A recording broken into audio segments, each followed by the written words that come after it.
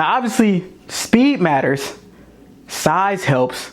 You know, your stick, your jukes, your jump cut, stiff arm, all of that matters for running back. But if you don't have these 3 traits, then the rest of that is irrelevant. Okay. Today I'm going to break down 3 traits that separates a great running back. We're talking about the greats, the Barry Sanders, the Adrian Petersons, the LaDainian Tomlinsons, the Saquon Christians, the top tier 1% running backs in the world compared to everybody else. Okay, now these are traits that they have that you want to adopt, or you want to start working on right away, because if you probably improve in these traits, you might be in the same position as them compared to maybe where you're at right now. All right, so if it sounds like you, I suggest you stay tuned and watch this full video. What is good, YouTube? Welcome back to another video here at desireLess with your guy KJ, where we're helping running backs elevate and dominate the game. And today I'm going to break down the 3 traits that separates maybe great running backs from good running backs and even in average running backs. All right, a lot of you guys may be good or average, but you can be great if you apply these 3 traits to your game and shift a certain mindset or certain things that can help you be better. All right. And my name is KJ Howard. I run this channel. I'm a guy who's played running back from high school, college, and I had some workouts. I didn't make it to the NFL or anything like that, but I had workouts with the Bengals and everything. And I was a guy in high school who didn't start. I had no career stats, this and that. I had to go JUCO the hard way. I had to build a system from nothing all the way to the top, where I still was able to play Division I ball and, like I said, have a tryout with the Bengals. All right. And I know you're probably thinking, well, that ain't much anything, but the thing is, I wasn't even supposed to be there. Okay. So, I mean, I won't say mastered, but I studied the running back position, and I kind of want to share the information that I learned and what I wish I would have known that probably could have got me to the NFL. I want to let you guys miss out on those mistakes and those things. So I'm going to put this on the video so you can potentially, have that D1 chance and even play in the NFL. Okay. So let's get into the video right now. Top 3 traits that makes a great running back. Okay, and the number 1 trait that separates like greats from the average is, you know, the mindset.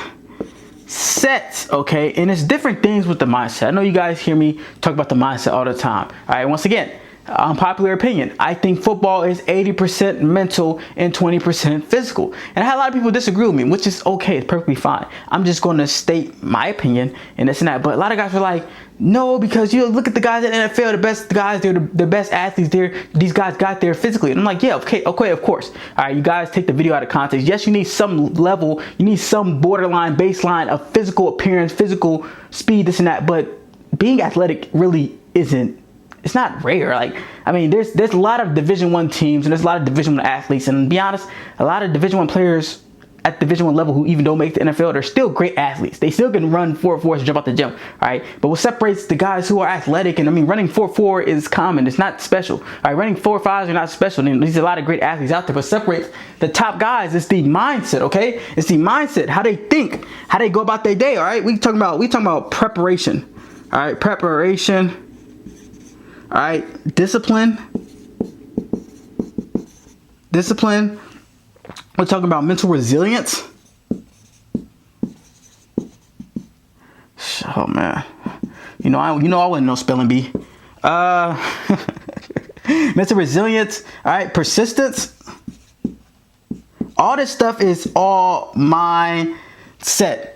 Okay, and let's just say the dog mindset, man, being a dog. All these things are different categories into the mindset, and it all matters when you want to be an elite running back. All right, because like I said, there's a lot of guys who are athletic. How many running backs in NFL Combine this year ran a 4.4? A lot. But how many are going to produce like a Christian McCaffrey, a Josh Jacobs, a Kyron Williams?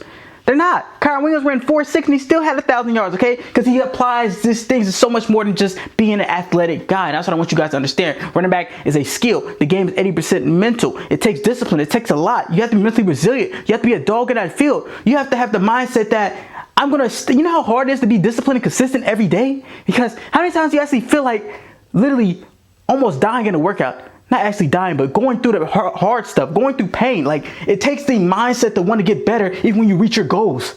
Tom Brady, he talks about in the great speeches that money didn't motivate him. Fame didn't motivate him. A lot of people probably would have never made it to where Tom Brady's at. And there's a reason why they haven't made it. All right. He had 7 Super Bowls. He could have been stopped at 3 and be, you know what? I'm good. I might chill, make my 25, 30 million a year, be an average quarterback. But no, he was driven. Even after the 7th Super Bowl, he was still driven to get better every day because it's the mindset. You have an internal focus. You have ability to grab greatness from within you instead of from without, okay? And that all comes from the mindset. How are you preparing, all right? Are you preparing like a killer?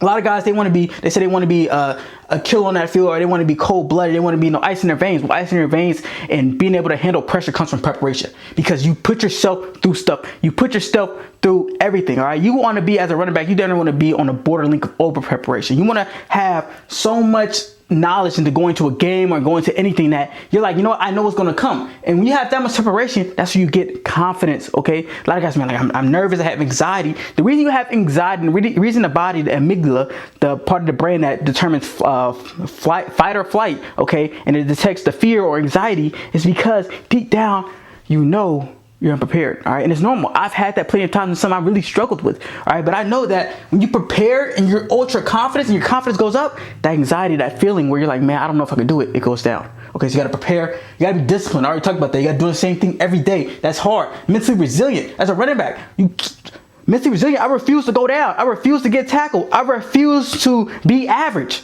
all right? And persistence, because guess what? You're going to fail.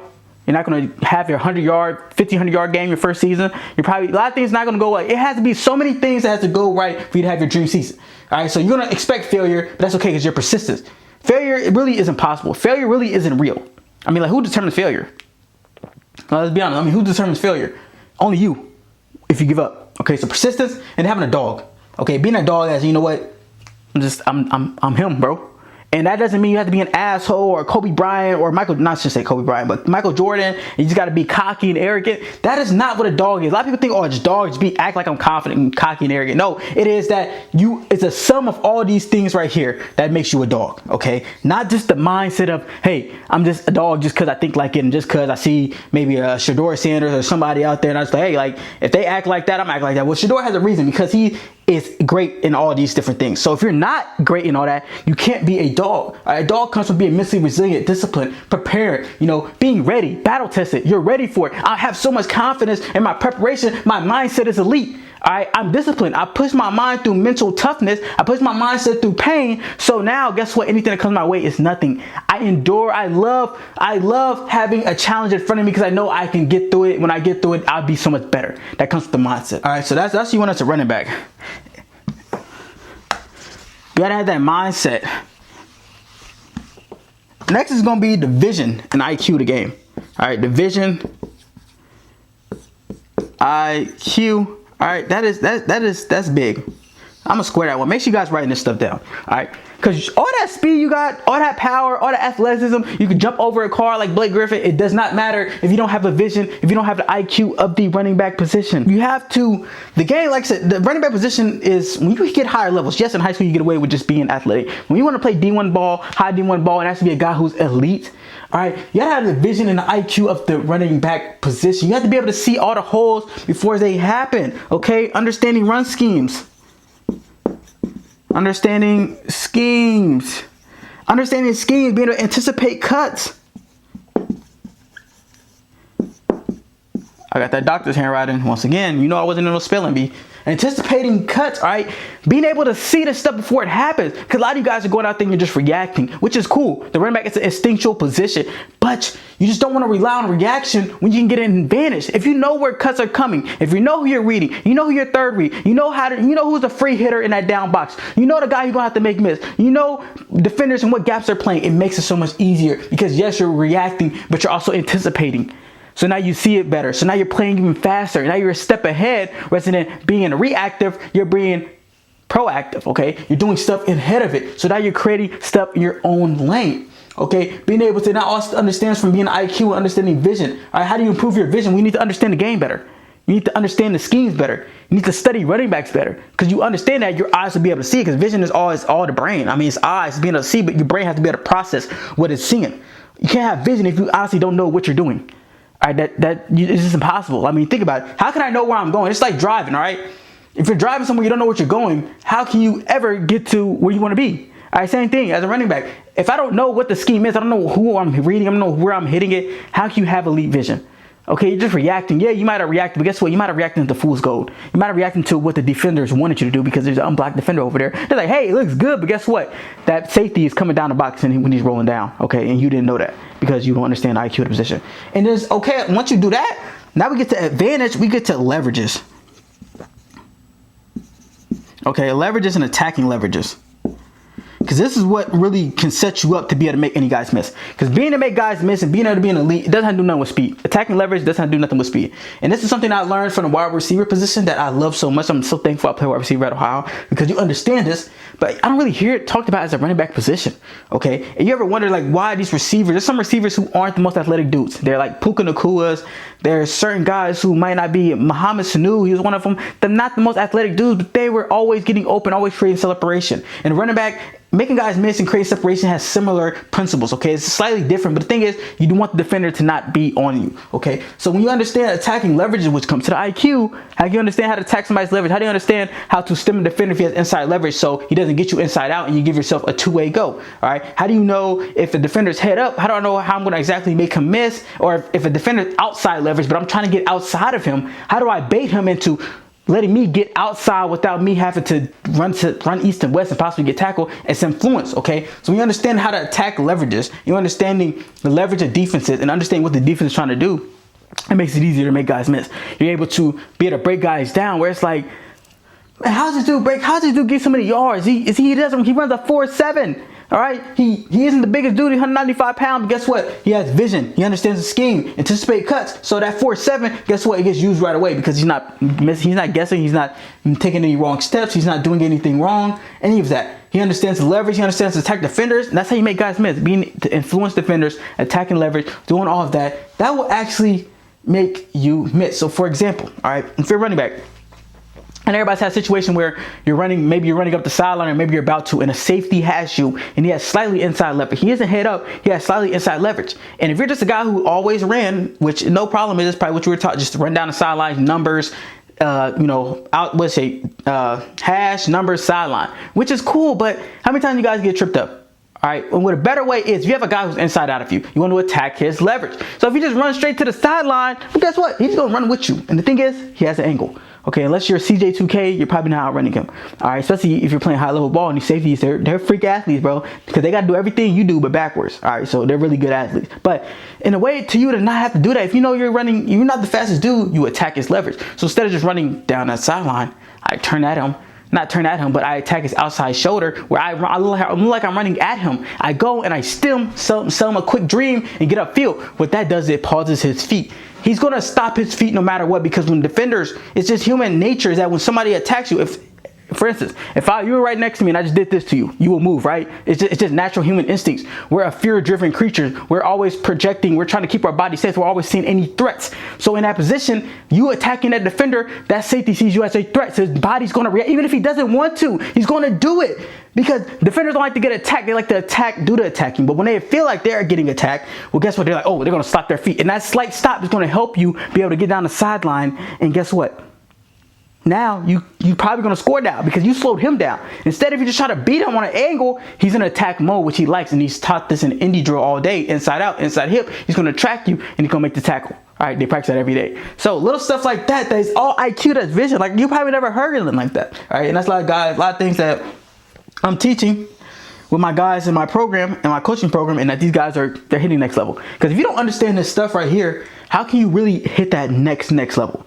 All right, a lot of you guys thinking maybe it's the fancy footwork and it's the Instagram, TikTok workouts, which are cool. I like those too. This shows good creativity, but that doesn't mean nothing. Have you ever seen Christian McCaffrey or Josh Jacobs work out with any of these footwork gurus?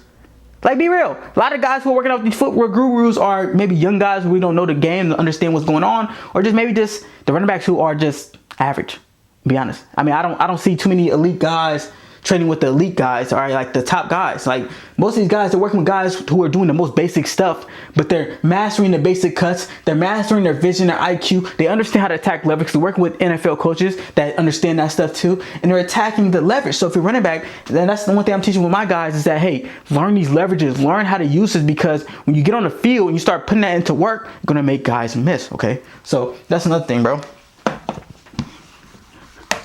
And then trait number 3, which I kind of talked about. I said no matter what, you still won't have it. But I mean, even then, you still need a trait, and you'll see. It's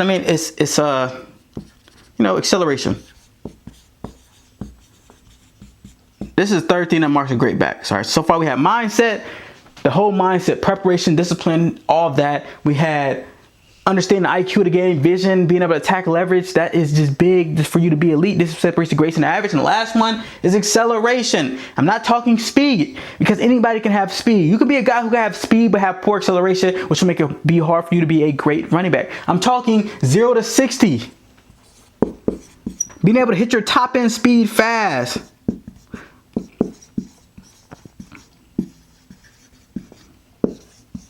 If you're a guy who might be a 4.6 and you can hit your top end speed fast, you can look like a 4.4 dude on that field, because you're hitting that top end speed right away. And it's so critical for a running back, because those holes are not open for long. You know that. You see it. Them holes aren't open long at all. Maybe in high school, maybe in middle school, but when you get to the high level, they're like this. Cam says all the time, bro. They open up. You be, oh, I'm good. And they close up. So when you have a hole, you're running zone, outside zone, all that stuff, you have to have acceleration. Because when it opens up, you got to go from literally 0. You're being patient. All right, what they say, slow through, fast through. Slow to, fast through. You're being slow, but when it opens up, you got to be able to go right away. All right, you got to be able to literally accelerate through that hole, 0 to 60. If you look at the best backs, the Christian McCaffrey, Saquon, Jameer, B. John Robinsons, they accelerate at an elite level.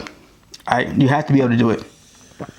You have to be able to just be able to accelerate. I mean, that's because the holes aren't going to be open. You don't have to be the fastest dude. You can. I don't care if you're a 4.3. If it takes you 30 yards to reach that 4.3, it doesn't matter. I'd rather have a guy who's 4.6, even 4.7, but they can hit that 4.6, 4.7 right away. They will be much more effective. And there's plenty of running backs. Look at a lot of guys. CJ Anderson, bro. It's an older. I don't know why I said that, but CJ Anderson. Who else?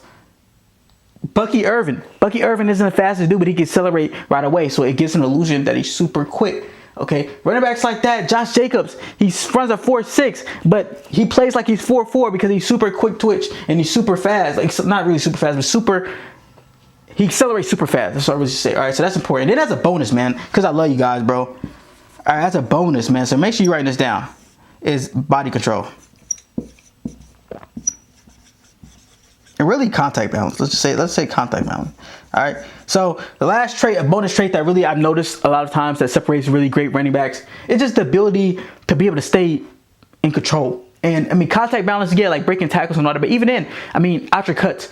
A lot of you guys, you're too fast. You're too out of control in your cuts. So when you get to your cuts, you're chopping. It takes you 30 seconds to get out a stick. Okay. You ain't selling them a dream. You ain't selling them nothing. All right. You couldn't even sell them. You couldn't even sell your shirt to a homeless dude, all right, for 2 pennies. Like it all comes to body control, okay? So being able to control your bodies, being able to, like I said, not be on unstable surface. I might be getting hit, but I'm still able to make a cut. Being able to accelerate and decelerate, okay? Be fast, be slow, be fast, because it might happen. You might have to do that. A lot of guys who have elite body control in NFL, Saquon's really good at that. He can stick, he can spin move, he can jump cut. His jump cut's insane. He might have one of the best jump cuts in the league.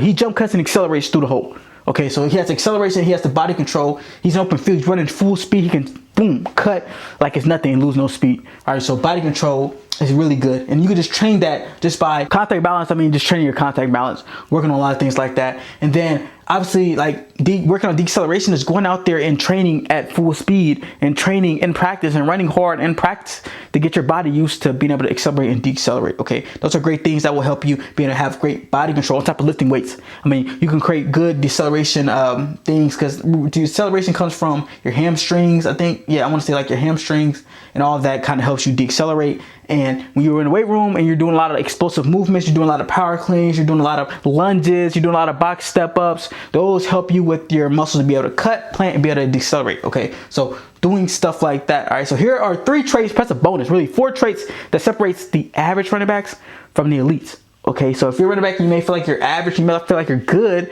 but trying to hit that next level, well, you probably want to go through everything I just mentioned on here. We talk about the mindset, we talk about the vision, IQ, we talk about acceleration, and then body control. Being able to have those traits can put you in a class of your own, okay? And will it take time? Yes, because you're not going to get it overnight. Okay, so make sure you guys focus on this. And if you're running back and you kind of like what I just broke down, you want something maybe for yourself to help you hit that next level, and you're like, you know what, KJ, bro?